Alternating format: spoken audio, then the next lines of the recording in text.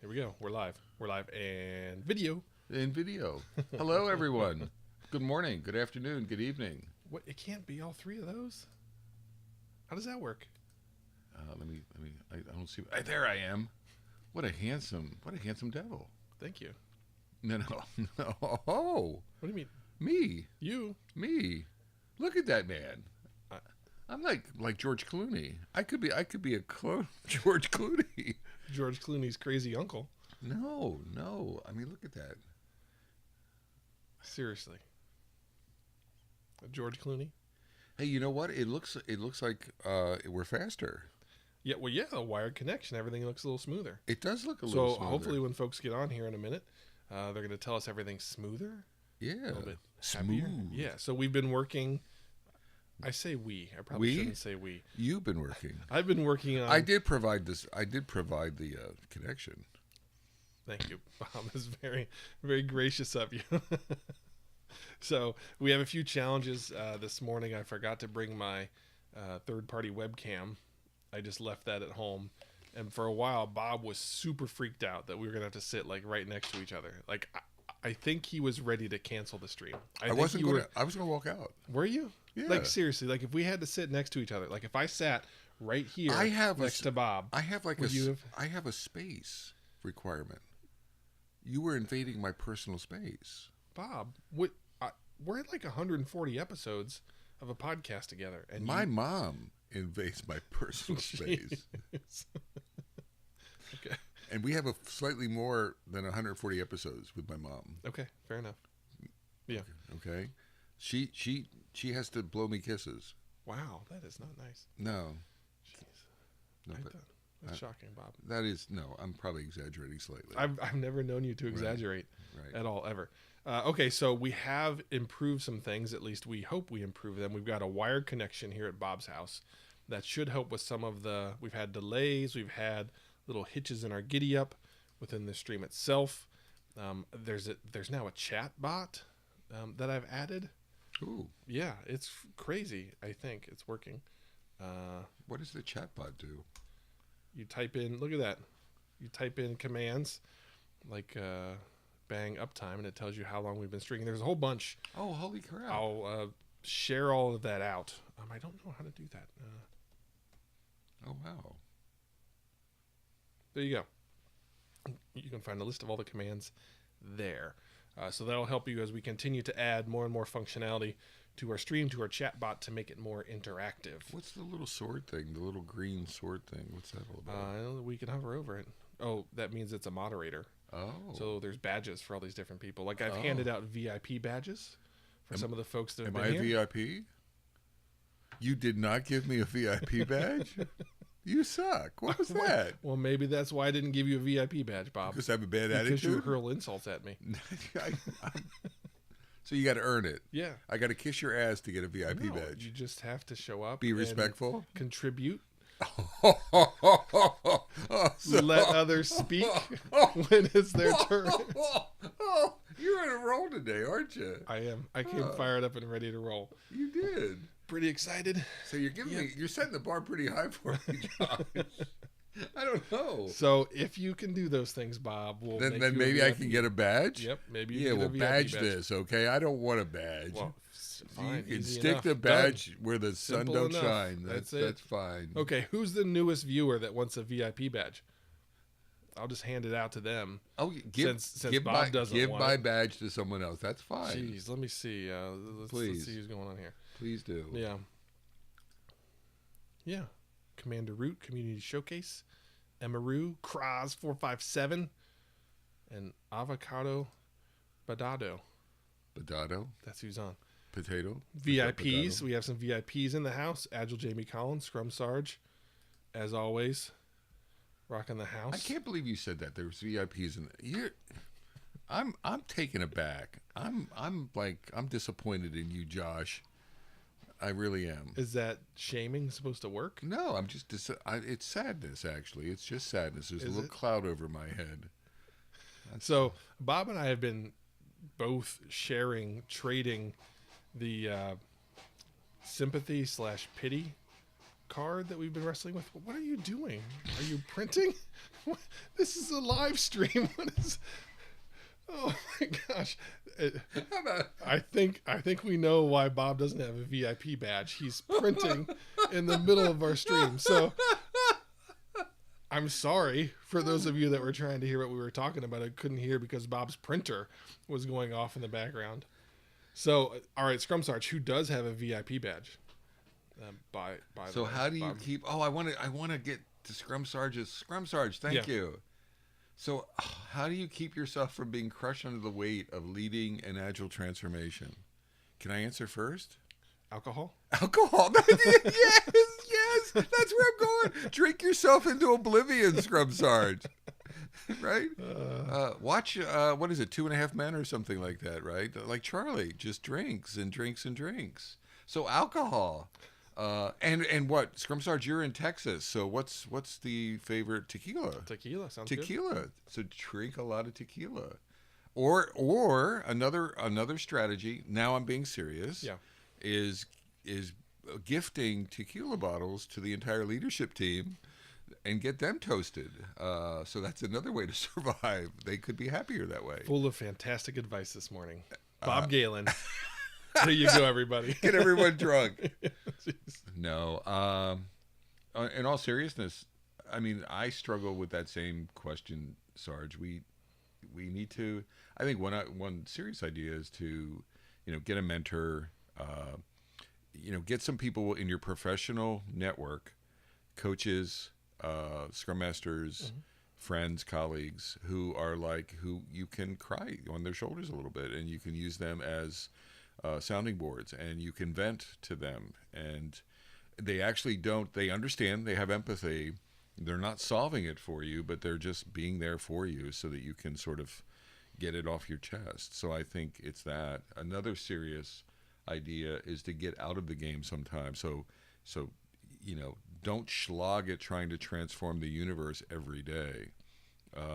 Like one day, go work with a team, for example. Let's say you're slogging upward and you're coaching upward for 4 days or 3 days straight and you're getting frustrated. Maybe go spend some time with your favorite team.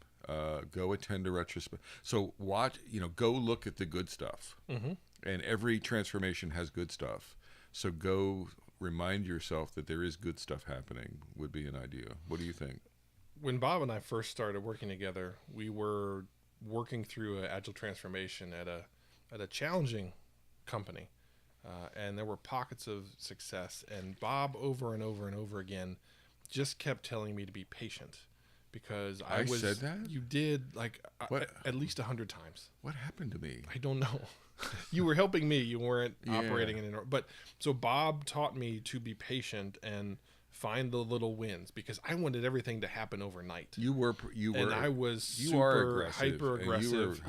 And I had these expectations because it made sense in my head. Why aren't they getting it? What's the problem? Why is this not happening? And just all of those lunches, all of those meetings and discussions that led to us creating the Metacast podcast, at least half of them were filled with Bob telling me to be patient and to find the little wins and to do those little things and to go find my favorite parts.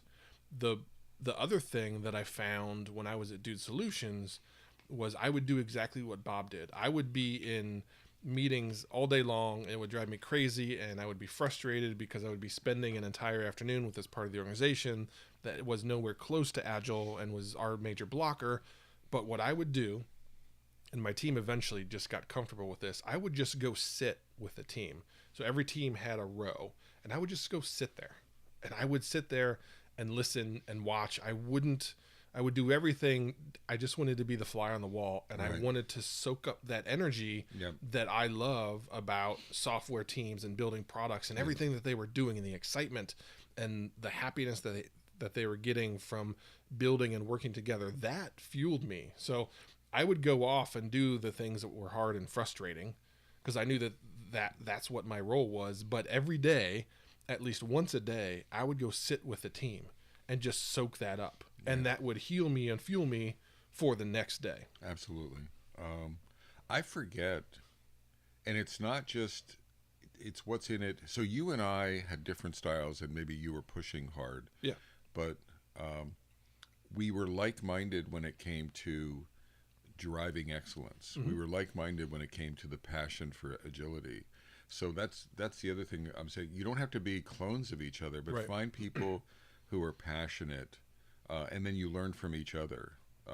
So I may have relayed patience to you, but you relayed enthusiasm and energy to me. Mm-hmm. You still, I can't believe I'm saying this, but to this day, you give me energy. Mm-hmm. You keep me relevant. You push me, and I'm pushable, but you push me. So it's not a one way. That's what I'm saying. Don't ever get caught into the trap that it's a one way thing. Mm-hmm. It's a 360-degree thing, right? You're playing off of each other because you're like-minded, passionate, like individuals. So.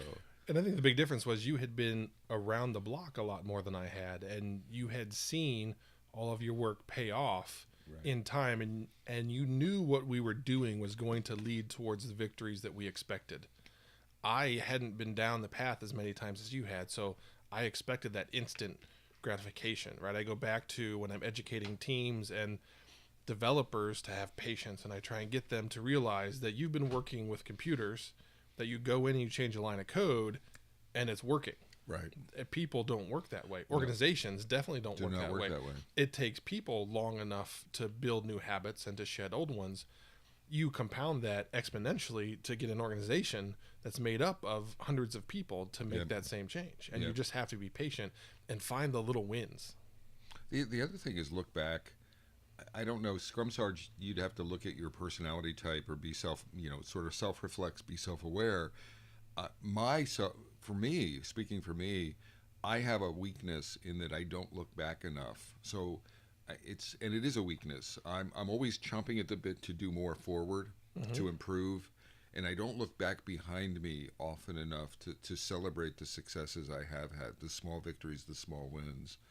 So part of it is, hanging with the team. I think part of it is looking, like stopping and looking behind you and celebrating either by yourself and or with colleagues and or with the organization and or with teams, but celebrate the successes you've had. I am very guilty of that, and it took my wife many, many, many discussions with me to get me to understand that not everybody worked the same way as I did, because I was running teams into the ground, because the way I operate is just how I was taught in sports and growing up. It was, okay, next play. It doesn't, that last play doesn't matter. So that last sprint doesn't matter. That last feature that we ship doesn't matter. What's the next one? And what's the next one? And what's the next one? And I was focused on that. And my teams didn't operate in that same manner. So I was just grinding them into a dust because I never hit the pause button and said, let's celebrate a little bit. Right. I was always on to that next play, that next thing, thing. And I've had to learn and force myself, and I'm still working on it, to build that habit of pausing and looking and celebrating and learning. As much as I push retros on my teams and talk about how that's the most important ceremony and the one ceremony they should never give up, I'm not good enough at doing it with myself. Right. So I've got that. I think another thing while you're looking ahead is, I think, learning to or understanding when to fold them. So sometimes you have to walk, and I don't mean leaving the company. Like, I've left companies, but sometimes it's like, I think I have an analogy in my head sometimes that I'm planting seeds. I know this sounds schmaltzy, but I'm planting seeds, and sometimes those seeds grow. So as an agile coach and a transformation artist, I'm planting seeds. I can be planting seeds in the desert and none of them grow ever. So there are places where it's just not fertile. And at some point, I'm just spinning my wheels and planting seeds and planting. It doesn't, and the seeds are good seeds.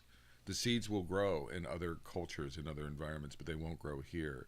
So I think another part of it is knowing when to, in a transformation, knowing when to transfer to another group, or knowing when to take 2 weeks off.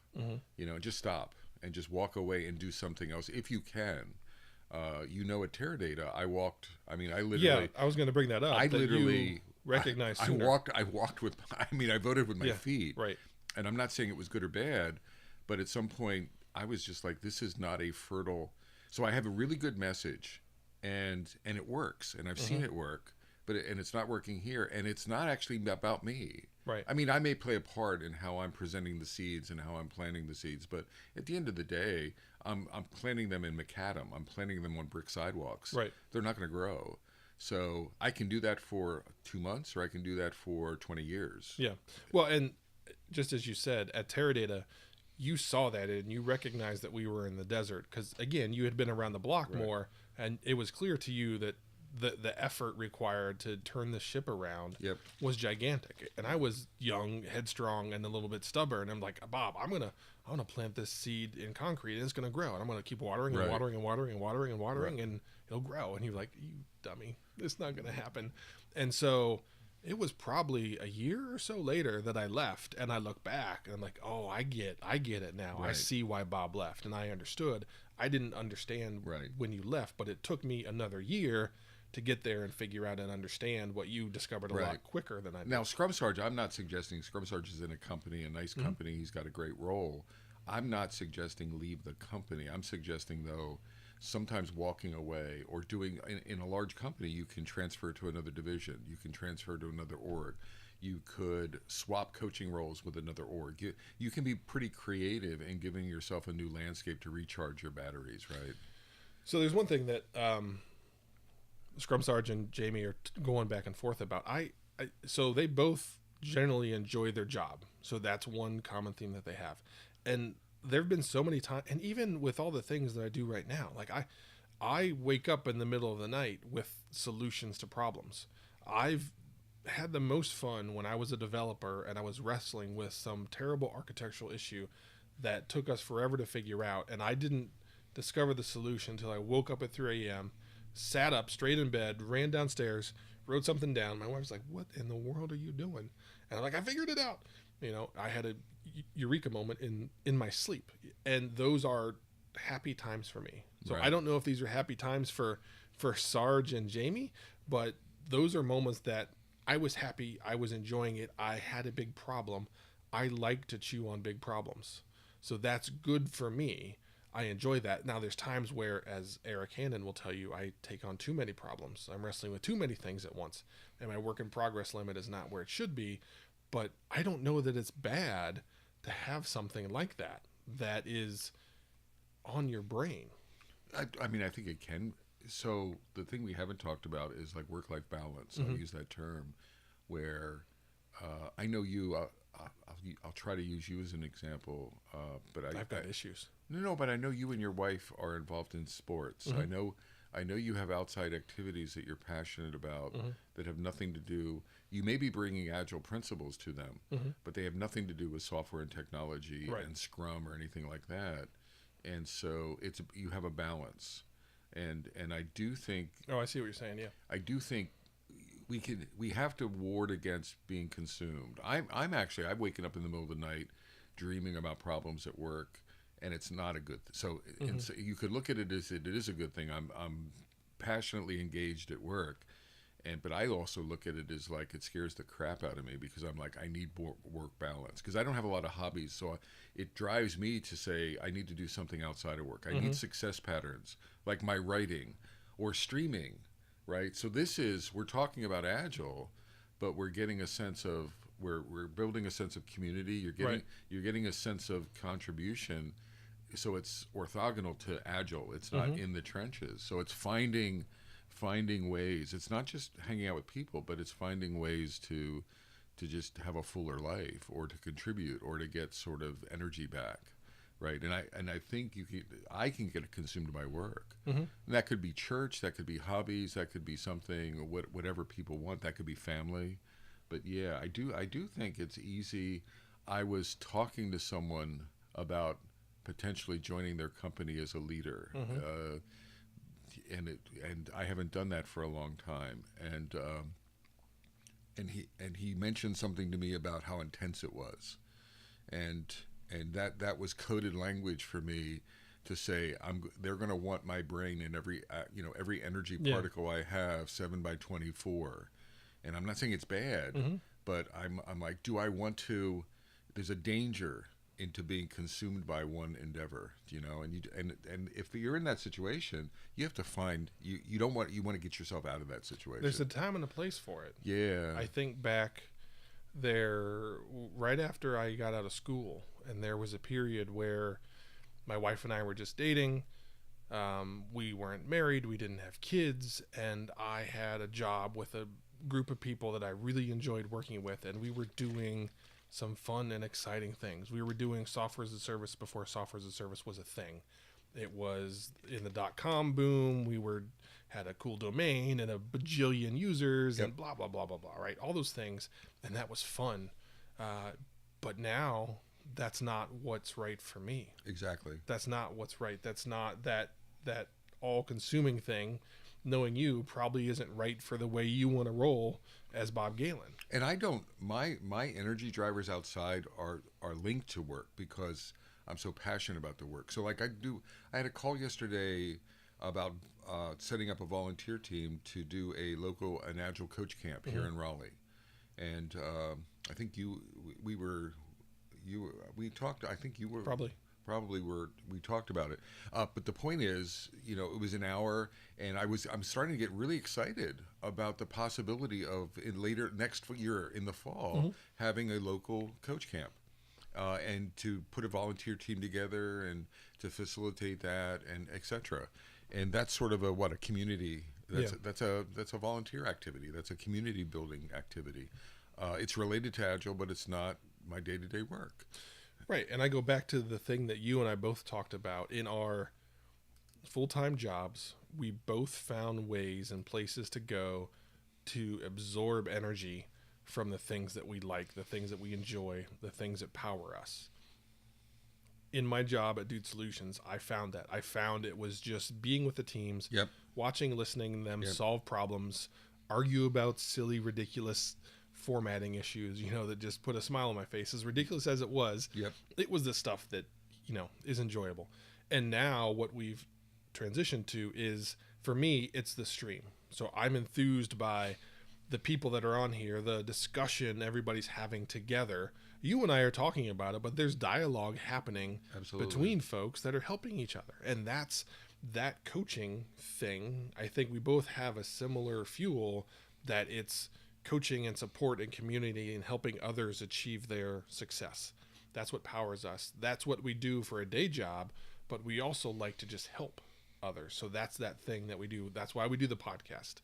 That's why I do this. That's why you write. Right. Think of all those things that we do, that we distract ourselves from the crummy parts of work and life with that. Well, back to what Scrum Sarge started with. I mean, he said it can be crushing. I'm not over amplifying it, Sarge. I understand what you're saying. But so Agile transformation at an organizational level can be really, really challenging. I mean, like, it can be soul crushing. It can be, we talk about, small victories. The victories could be, molecular at that level.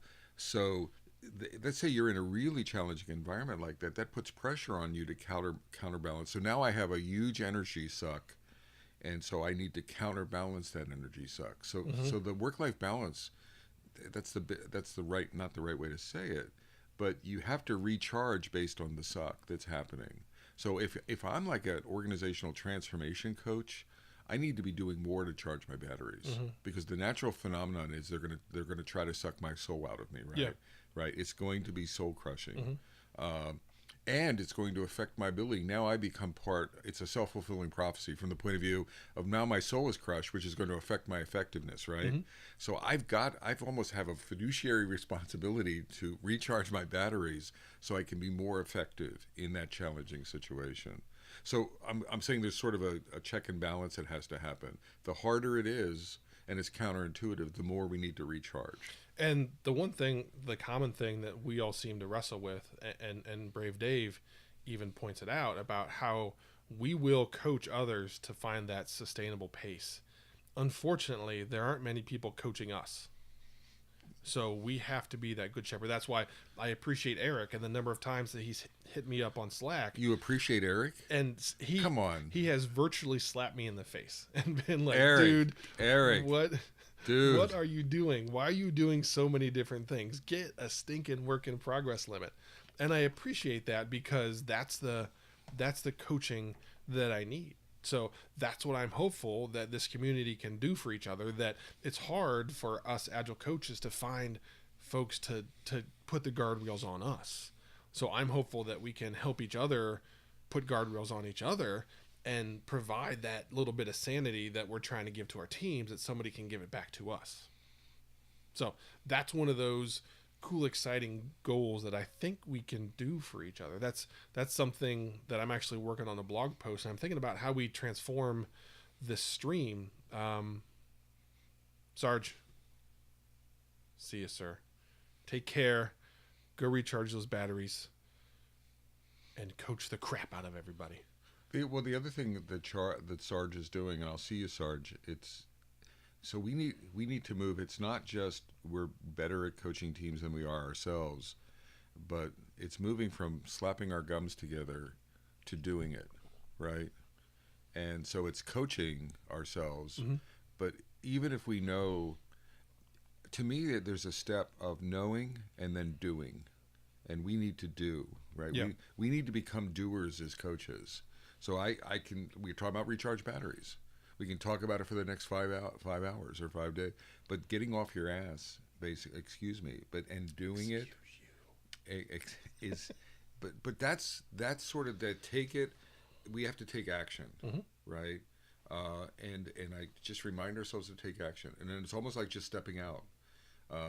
Just step out. I know I need it, and it's really, we could find 100 ways. Oh, that's right. Let's write a blog post about it. Let's do this. Just freaking do it. Go and step out, just like you would expect the teams to step out mm-hmm. after the coaching.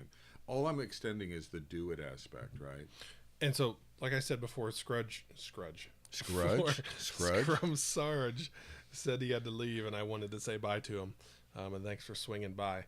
I think the thing we can do with this Slack channel is provide what I'm calling mentoring as a service.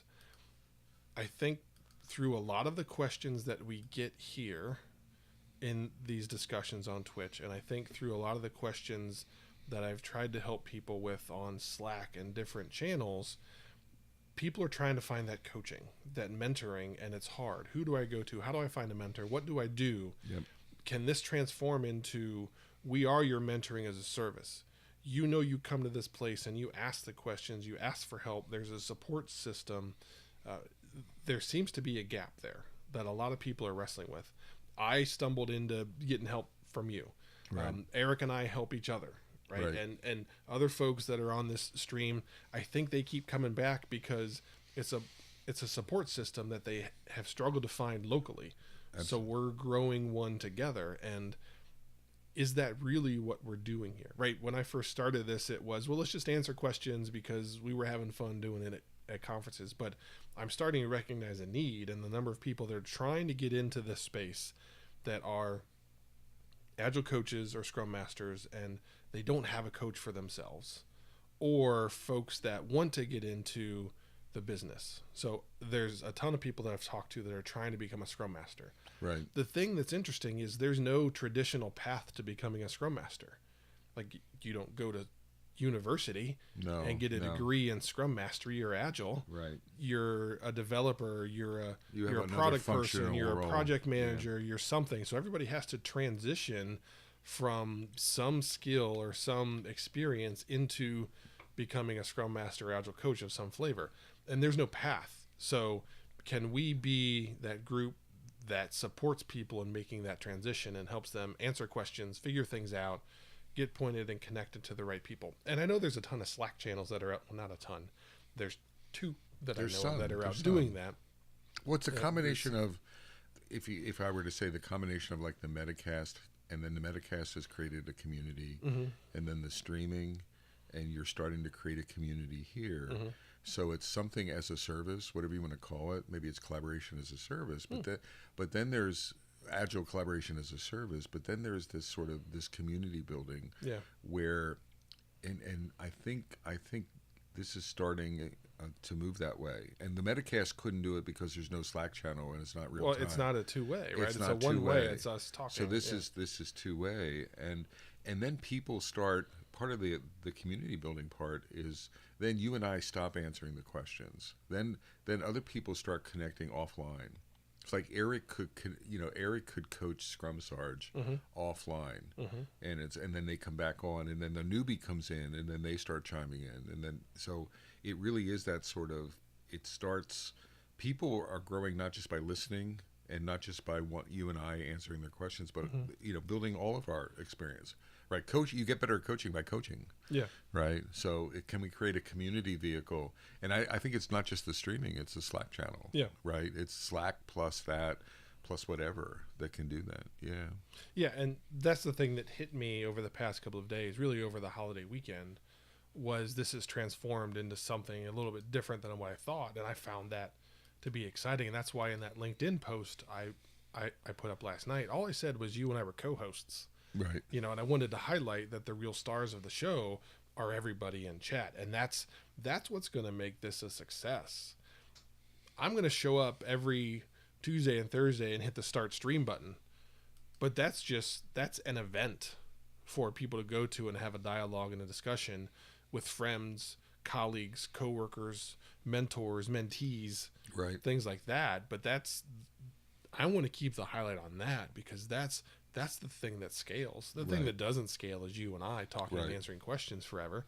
Like that, we already do that on a podcast, but that's one way. But the value of this medium is the dialogue that they can have with us and with each other. Well, and the cool thing is there's even this thing of holding people accountable. Mm-hmm. So Scrum Sarge said, I'll pick on that situation. It's not a situation. Scrum Sarge said something today about getting that transformations are hard and you can get overwhelmed by it. We provided some advice. If in a week Scrum Sarge says the same thing, then we know that he didn't take action. Mm-hmm. So it's not all roses and sunshine. It's sometimes coaching is challenging people. Yeah. It's like, Sarge, step up to the freaking plate. I mean, I'm not, like 3 weeks from now. Well, now you have this is not just this collaborative kumbaya. This is a place where there's hard conversations happening. It's like coaching, right? It wasn't all kumbaya when you were playing football. No. It was like kick people in the ass to get better. Yeah. Well, that's the cool thing that's what a community is. It's not all hi, how you having a nice day. It's, are we challenging each other? Are we sharpening each other? When you and I can't answer a question, someone else picks up. That's what covering for each other. So it's at the cusp of that. It's just starting, right? I don't know if it'll evolve that way. I am hopeful. That's my dream. That's my desire, and I think we've got a good core of folks that can get us there. Absolutely. I think we just keep getting the word out, and it'll continue to grow. It'll be exciting. But the courage, the leading by example, the courage that you want, those courageous, we talk about crucial conversations. Can we create that here? Yeah. Cool. All right. So we are halfway through. For those of you that are new, if you hit that follow button, that would be fantastic. It would be even more fantastic if you hit that subscribe button at the top, and you can subscribe for free with Twitch Prime. You connect your Amazon Prime account to Twitch, which we walked Bob through last Thursday. I did it. Bob subscribed for free. I did it, babe. That was exciting. Oh, I had to squeeze a babe in. Yeah. So that's the thing that supports us. So we appreciate it if you can do that. If you've got a free Amazon Prime subscription hanging out there, you haven't given it to any of your other favorite streamers, maybe we're your favorite streamers, and you can throw us a subscription. That would be fantastic. All right, Brave Dave is back in action. Estimation. Here we go. The age-old question. Oh, yeah. I'm going to read that. Have you read it already? Yes. Okay, you fire away while I read. I mean, I don't know if I have it. I want us to sync up. I got to read. I don't know if I have any magic, Dave, about how to get people to show the value of estimation. I mean, all I can say is I see value in it, not just as a coach, but I see value in teams of it. It's the discussion around numbers, the discussion around size, the discussion around complexity, level of effort, development time versus test time, setup, the discussion that estimation. So I'd actually like to reframe it. It's not the estimates themselves that makes me all perky and warm and snuggly. It's the exercise of collaborative estimation and all of the discussions and the discovery that I think is incredibly powerful.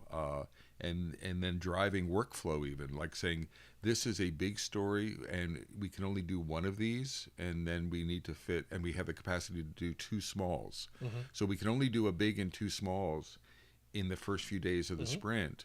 Well, if you didn't say big and two smalls, you would never discover like that packing. Like what's the effective packing? So what I'm trying to communicate with that example is it's not just the discussion around each individual item, but the estimation of big to medium to small, how they fit with each other. Like, what is workflow? How is there pairing opportunities? Is there, so we can swarm around this, but this is best done individually, and then we have to do some shared testing across them to be more efficient. I don't know a better way than having the numbers drive those discussions, right? It's like the estimating activity is what I get passionate about. So I wouldn't sell them on, Fibonacci 5, 13, 8. I don't know if it's that. I don't know if I don't know if I would sell people on velocity. I'd sell them on have these freaking discussions. Yeah. That's actually what I get passionate about. That's what makes me sad when people do no estimates and stuff, or when teams knee jerk that way, because I see the behavior. Then they're not talking. They're not having these sort of that level of discussion, and then it affects the performance of their sprints, and it affects the team. It affects their understanding. So the one thing, Brave Dave, I think the only thing I could offer you is to flip the script on that last one. So don't have them throw a number based on gut feel. Have them discuss it. And the question that I ask is, do you have enough information to throw a confident size? And have them kick off the discussion like that. Then you have people throw out sizes. That creates another level of conversation. The experience that I have has been similar to Bob, in that the numbers really don't matter. And I've even had this discussion with teams about, hey, do you want to just stop sizing? And the team pushed back. It's like, no, because we've learned that without the sizing and the challenge to defend our sizing to our peers, we don't really think through the things fully, and we end up picking up stories, and we got to go figure all this stuff out anyways. So maybe the challenge you can do is take a sprint or take a half a sprint and size half the stories, and don't size the other half. And then in that retro, look at those stories and see which run ones experiments are like that, successful, and try and get the team to see. Maybe you can get them to visualize and to live the experience of life without estimating, and maybe that can be the thing that gives them the that's one experiment to figure it out. The another experiment is sort of, I'm agreeing with what Dave was saying and disagreeing with you. How dare you? So sometimes I've asked teams, I'm like, you have 3 questions. So we're going to estimate. Mm-hmm. We're in backlog refinement. Mm-hmm. We're going to estimate. You get 3 compelling questions to ask. Wow. That's all you get. Sometimes it's 2. Mm-hmm. And then we're going to freaking estimate. Right? I don't really care how many unknowns there are. I don't care how much ambiguity. You have to estimate. Now, what's beautiful about the Fibonacci cards is there's a question. You have infinity. You have a question mark, so you can opt out, right? There's cards to opt out. I don't let people opt out. I let people opt out. Oh man! Because what my experiment is, I want to estimate a lot. I want teams to get really good at gut feel. So that's why I'm amplifying what Dave is saying. Mm-hmm. It's like you get 2 questions, estimate. You get 2 more questions, estimate. You get 2 more questions, estimate. You get 2 more questions, estimate. Estimate. Right. Get really good at sort of driving numbers. And it's not a blood oath estimate. And then the next story, do the same thing. The next story, do the same. I want estimates to be, I don't want them to be these incredible things like commitments. I want to bring them down to, it's almost like a line of code. It's almost like a unit test, right? The level of, impact is very low. Right. And but what we're trying to drive is, the more I estimate, the more we drive up conversation. Mm-hmm. Do you know what I'm saying? Yeah. So I'll limit that, and yeah. So I go the opposite direction, and I try.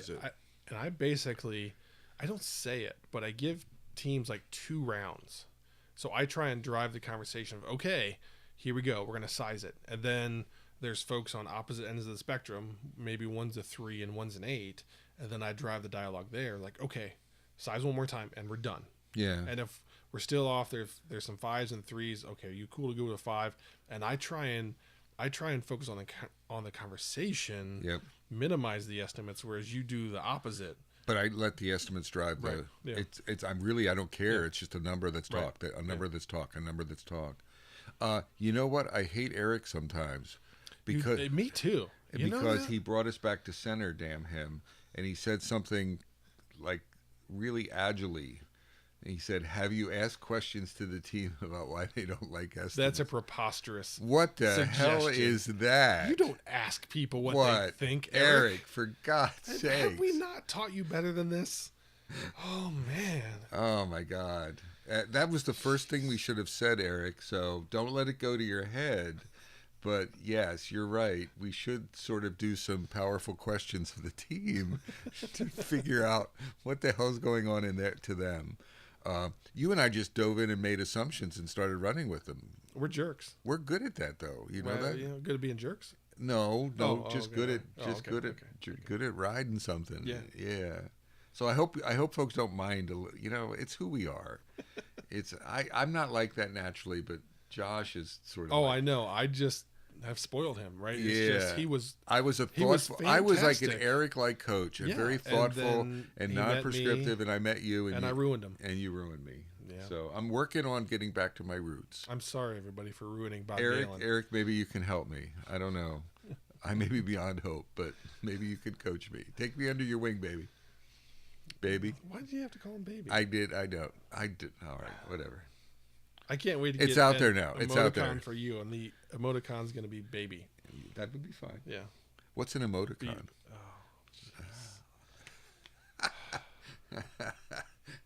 This is an emoticon. Eric can be purchased.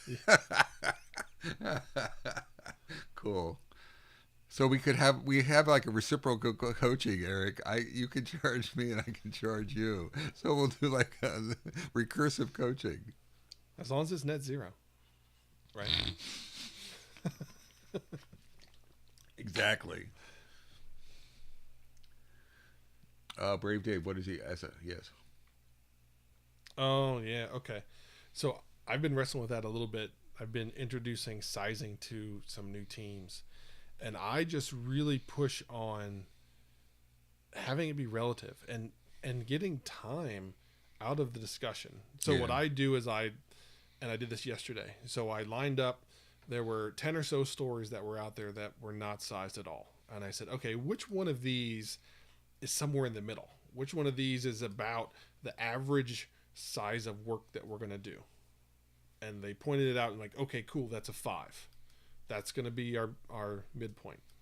So then from there on out, as we pick up one, okay, is this bigger or smaller than the 5?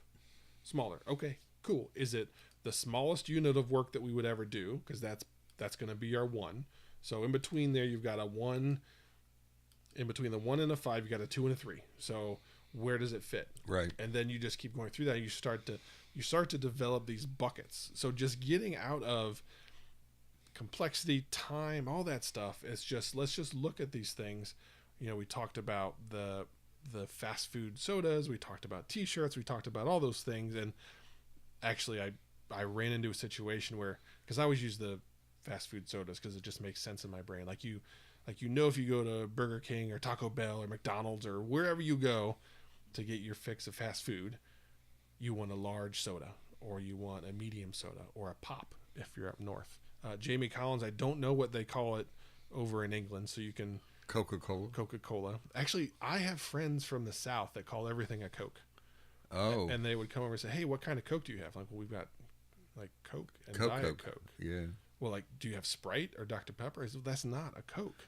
Right. Like, yeah, that's a type of Coke. I'm like, no, Coke is a brand. Coke is not a...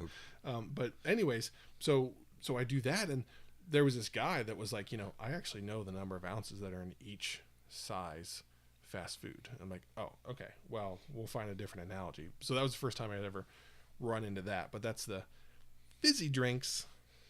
Holy cow. I tell you what, the education that we get from across the pond is every time is cool. We've been corrected on how to say our city name. Now we know to call them fizzy drinks.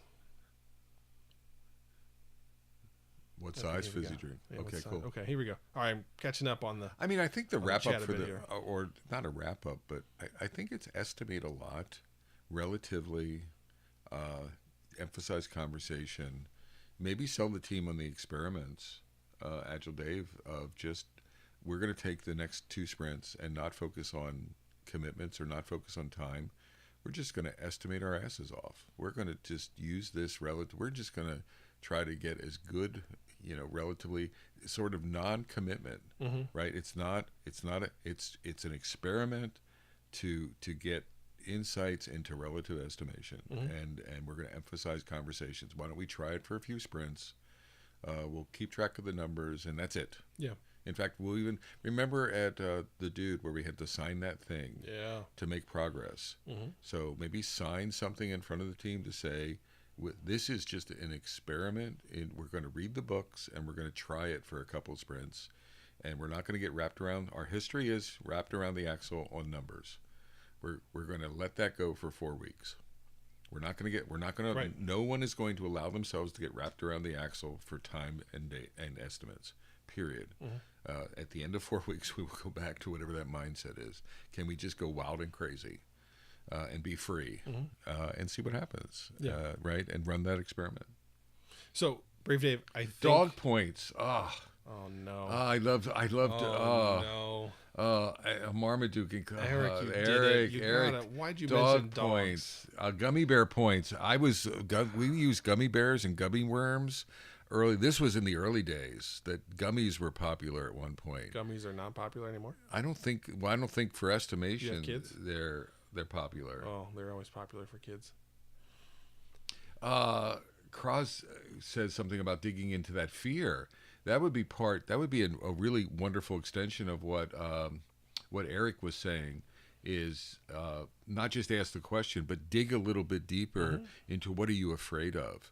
What do you think we're going to do with it? I like that sort of uncover. Well, that's essentially what we ended up with the Dude was all at once this fear was uncovered. Yeah. People were freaking out. Yeah. And we got to the point where it was like, okay, cool. We understand you have fear. We're going to stand up here. We're going to sign this piece of paper that you can hold us to, right? So we are putting ourselves out there. We're asking you to put yourself out there the same way.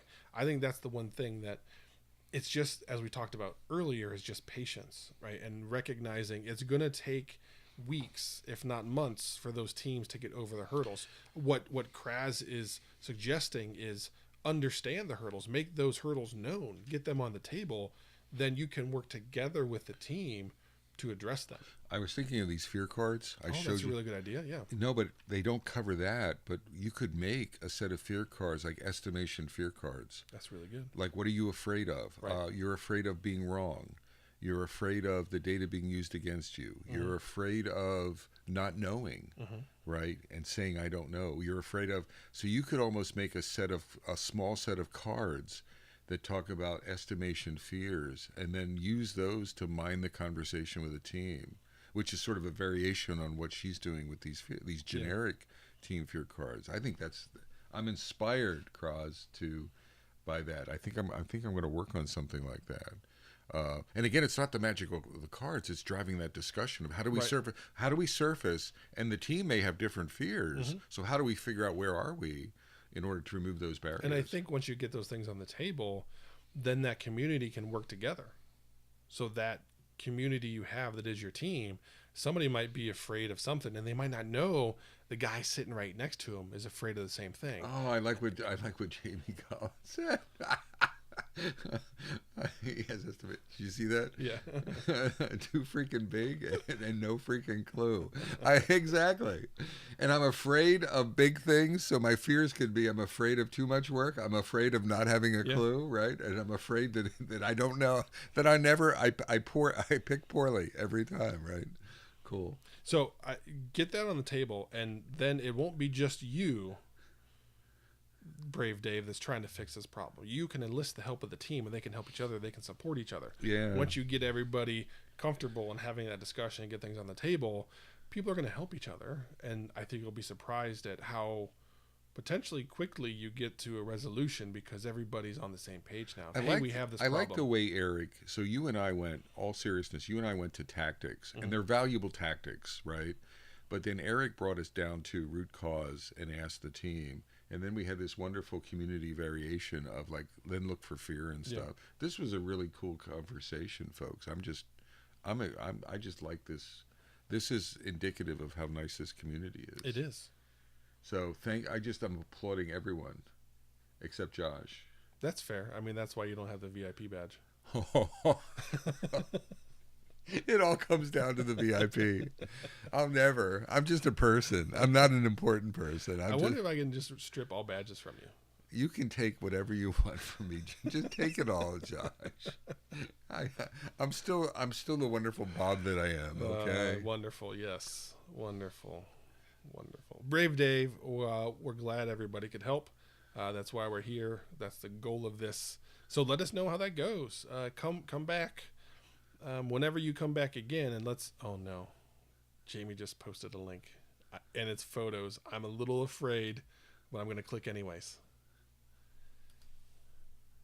So, anyways, Brave Dave, as I was saying, come back, share with us your man. He is right. Share with us your experience. Share with us what worked, what didn't, and if we need to help with some tweaking, we'll help with some tweaking. But I bet you can go and make this happen. Cool. I think we've covered everything. There's some really cool ideas around that. So, I wish I could give points to Jamie for that. I feel like there's got to be a way for me to do that. There's got to be a way. No. All right, I'll just add that to my list of things to do that Eric will then yell at me about. Yeah. Okay. Cool. Well, as Bob would normally say. What? Have we answered all the questions? There's no more questions. Have we stuck a fork in it? I think we've stuck a fork in it. You should have a little badge, like a fork, a fork there thing. You go. Hold on. Something. Let me add that to my list of emotes I've got to add. Like stick a fork in it. Yeah. Oh man. Hold on. You're going too fast. No, that would be good, right? Stick a fork in it. Here we go. Eric says I haven't yelled recently. You haven't yelled, Eric? Eric, you've yelled at me. Oh, Eric, I wanted to tell you I'm going to be mailing your care package to you, okay? Just to let you know, your Christmas present. So today I'll be mailing your Christmas present, and it'll be in the mail, just to let you know. But I expect there to be some reading to do. What about? You wouldn't. What? I'm crushed. So Eric said that he hadn't read my books, and I was going to remove excuses from him, so I'm sending him all 4 of the books, and that's his care package. Okay. But I know for sure that you've read diligently every word of every book that I've ever written, right? No. No? No. You're my buddy for the last 10 years. You're almost like a son to me. I've lived them.